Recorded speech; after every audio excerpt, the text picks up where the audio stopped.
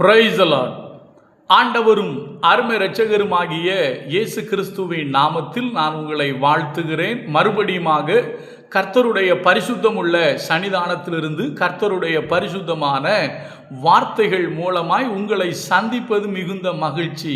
ஆண்டவருடைய பெரிதான கிருபையினால நாம் தொடர்ந்து சத்திய வசனங்களை ஆராய்ந்து அறியும்படி ஆண்டவர் நமக்கு கிருபை பாராட்டி வருகிறார். ஆண்டவருடைய கிருபையினால இந்த வாரம் தொடர்ச்சியாக இயேசு கிறிஸ்து வரப்போகிற நன்மைகளுக்கு உரிய பிரதான ஆசாரியராக வெளிப்பட்டார் என்கிற தலைப்பிலே வேத வசனத்தின் அடிப்படையிலே நாம் தொடர்ந்து தியானித்து கொண்டு வருகிறோம். முதல் நாளிலே பார்த்தோம், அவர் மறுமைக்குரிய நன்மைகள், அதாவது மறுமைக்குரிய வரப்போகிற நன்மைகளுக்குரிய பிரதான ஆசாரியர் என்று சொன்னேன்.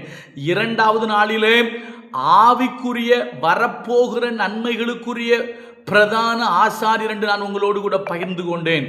அநேக வார்த்தைகளை இன்னும் சொல்லலாம், நமக்கு சமயம்தான் போதாது. அருமையான கர்த்தருடைய பிள்ளைகளே, அப்போஸ்தலனாகிய பவுல் எபேசு திருச்சபையில் கூட இந்த வார்த்தையை சொல்லுவார். நீங்கள் பார்த்தீங்க அப்படின்னா எபேசியருக்கு எழுதும்போது பவுல் சொல்கிற வார்த்தை என்ன தெரியுமா? நான் வாசிக்கிறேன் பாருங்கள், லேசாக அதை மட்டும் சொல்லிடுறேன்.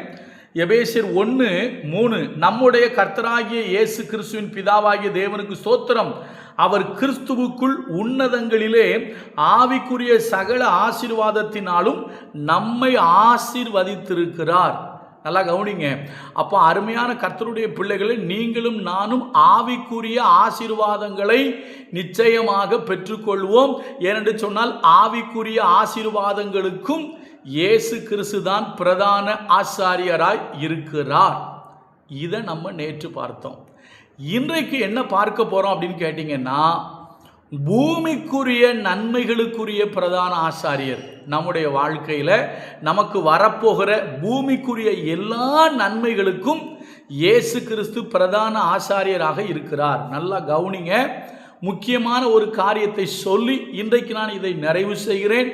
நாளைய தினத்தில் மாதத்தில் முதல் நாள் அதிகாலை ஆராதனை உண்டு. நாளைக்கு கர்த்தர் நமக்கு என்ன சொல்லுகிறாரோ அதை நாம் தியானிப்போம். ஒரு வசனத்தை நான் வாசிக்கிறேன் பாருங்க. அப்போஸ்தலனாகிய பவுல் கலாத்தியருக்கு எழுதின நிருபத்திலே மிக அழகாக ஒரு வார்த்தையை சொல்லுகிறார். வாசிக்கிறேன். கலாத்தியர் 3வது அதிகாரம் 14வது வசனம். கலாத்தியர் 3:14, ஆபிரகாமுக்கு உண்டான ஆசீர்வாதம் கிறிஸ்து இயேசுவினால் புறஜாதிகளுக்கு வரும்படியாக. எப்படி? கிறிஸ்து இயேசுவினால் புறஜாதிகளுக்கு வரும்படியாக. அப்போ இயேசு கிறிஸ்து மூலமாக ஆபிரகாமுக்கு உண்டான ஆசீர்வாதம் புறஜாதிகளுக்கு வருகிறது. அதனால தான் தேவன் நம்மோடு கூட பேசிக்கொண்டு வருகிறார். மறுமைக்குரிய வரப்போகிற நன்மைகளுக்கும் இயேசு ஆசாரியர், ஆவிக்குரிய நன்மைகளுக்கும் இயேசு ஆசாரியர், பிரதான ஆசாரியர்.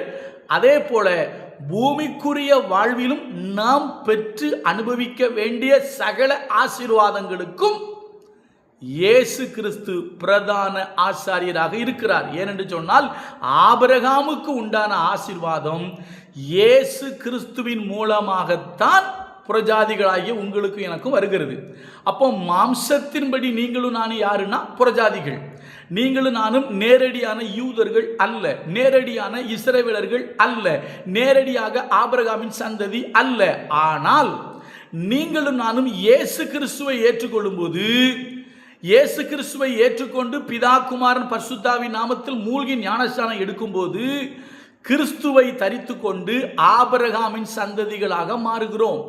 சரியா?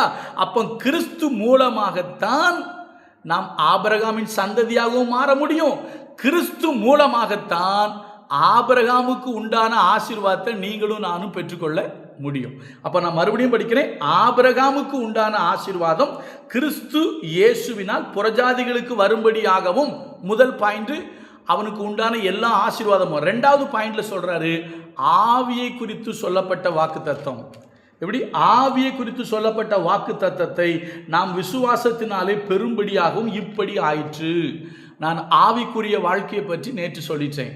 அப்போ இன்றைக்கு ஆபிரகாமுடைய வாழ்வை கர்த்தர் எப்படி ஆசீர்வதித்தாரோ, ஆபிரகாமுடைய வாழ்வில் என்னென்ன ஆசீர்வாதங்களை கர்த்தர் கொடுத்தாரோ அந்த ஆசீர்வாதங்களை இயேசு கிறிஸ்து மூலமாக புதிய ஏற்பாட்டிலே நமக்கு வருகிறது. அது நமக்கு வரும்படியாகத்தான் இயேசு கிறிஸ்து பிரதான ஆசாரியராக வெளிப்பட்டார். அப்போ ஆபிரகாமுக்கு உண்டான ஆசீர்வாதங்கள் என்ன? நிறைய சொல்லலாம். கர்த்தர் ஆபிரகாமை அழைக்கும் பொழுதே சொன்னார் இல்லையா, நான் உன்னை ஆசீர்வதிப்பேன், உன்னை பெரிய ஜாதியாக்குவேன், என்ன உன்னை ஆசீர்வதிக்கிறவங்களை ஆசீர்வதிப்பேன், சபிக்கிறவங்களை சபிப்பேன், இப்படி நிறைய சொல்லுவார் இல்லையா. அது மட்டும் இல்லை, உனக்குள் பூமியில் உள்ள சகல வம்சங்களும் ஜாதிகளும் ஆசீர்வதிக்கப்படும் அப்படின்னு சொல்லுவார். அது மட்டும் இல்லை, இன்னொரு இடத்துல சொல்லுவார், உன்னிலிருந்து ராஜாக்கள் தோன்றுவார்கள். ஆபிரகாம்கிட்ட கர்த்தர் சொல்லுவார், உன்னிலிருந்து ராஜாக்கள் தோன்றுவார்கள். அடுத்த ஒரு முக்கியமான விஷயம், உனக்கு பின் உன் சந்ததி ஆசீர்வதிக்கப்படும். ஒன்று நல்லா புரிஞ்சுக்கிடுங்க, இந்த உலகத்தில் இயேசு கிறிஸ்துவை ஏற்றுக்கொண்டு வாழ்கிற நீங்களும் நானும் நம்மோடு நம்முடைய ஆவிக்குரிய வாழ்க்கை முடிஞ்சு போகாது, நம்மோடு நம்முடைய கிறிஸ்தவ லைஃப் முடிஞ்சு போகாது. நமக்கு பின்பாக நிச்சயமாக நம்முடைய பிள்ளைகளோடு தேவனுடைய உடன்படிக்கை உண்டு. ஏன்னா இது ஆபிரகாமுக்கு உண்டான ஆசீர்வாதம். சரியா? அப்போ ஆபிரகாமுக்கு உண்டான ஆசீர்வாதம் எங்கே வரும்? நமக்கும் வரும். யார் மூலமாக வருது? இயேசு கிறிஸ்து மூலமாக வருது. அப்போ ஆபிரகாமை கர்த்தர் ஆசீர்வதித்தது போல உங்களையும் என்னையும் கர்த்தர் கண்டிப்பாக ஆசீர்வதிப்பார். சரியா? ஆபிரகாமுக்கு உண்டான ஆசீர்வாதம் நிச்சயமாக இயேசு கிறிஸ்து மூலமாக புறஜாதிகளுக்கு வரும். அப்போ ஆபிரகாமை கர்த்தர் ஆசீர்வதித்து அவனை பெருக பண்ணி அவனை மேன்மைப்படுத்தி அவனோடு கூட உடன்படிக்கையை ஏற்படுத்தி அவனுடைய சந்ததிக்கும் அந்த உடன்படிக்கையை தொடரும்படி கர்த்தர் செய்தாரே. ஆனால் உங்களையும் என்னையும் ஆசீர்வதித்து உங்களையும் என்னுடைய பெயரையும் பெருமைப்படுத்தி உங்களையும் கர்த்தர் மேன்மைப்படுத்தி உங்களுடைய என்னுடைய சந்ததியோடும் கர்த்தர் தம்முடைய உடன்படிக்கையை தொடர்ந்து உங்களுடைய என்னுடைய சந்ததிகளையும் கர்த்தர் ஆசீர்வதிப்பார்.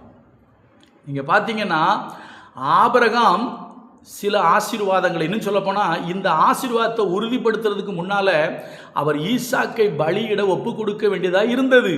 ஆனால் நீங்கள் பாருங்கள், இயேசு கிறிஸ்து நமக்காக பலி ஆனதுனால ஆட்டோமேட்டிக்காக அந்த ஆசீர்வாதம் நமக்கு அப்படியே வருது. இன்னைக்கு நம்ம போய் ஆபிரகாம் சந்தித்த அளவுக்கு சோதனைகளையும் ஆபிரகாம் சந்தித்த அளவுக்கு காரியங்களையும் சந்திக்க வேண்டியது இல்லை. ஏன்னா இயேசு கிறிஸ்து என்கிற பிரதான ஆசாரியர் நமக்காக பிதாவின் சமூகத்தில் பிரத்யட்சமாய் பிரவேசித்து தேவ சமூகத்தில் அமர்ந்திருந்து பரிந்து பேசுகிறபடினாலே அவர் மூலமாக ஆபிரகாமுடைய ஆசீர்வாதங்கள் தானாகவே நமக்கு வருது.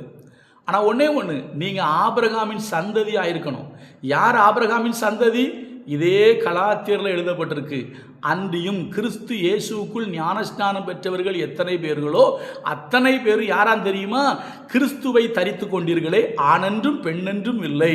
எப்படி? ஆணென்றும் பெண்ணென்றும் வித்தியாசம் இல்லை, கிரேக்கனென்றும் யூதனென்றும் வித்தியாசம் இல்லை. அப்படி சொல்லிட்டு நீங்கள் எல்லாரும் ஒன்றாக இருக்கிறீர்களே, நீ கிறிஸ்துவின் உடையவர்கள் ஆனால், எப்படி? கிறிஸ்துவின் உடையவர்கள் ஆனால் நீங்கள் தேவனுடைய சுதந்திரனும் ஆபிரகாமுடைய சந்ததி, அதாவது கிறிஸ்துவுக்கு உடன் சுதந்திரரும் ஆபிரகாமின் சந்ததியாயும் இருக்கிறீர்களே அப்படிங்கிறாரு.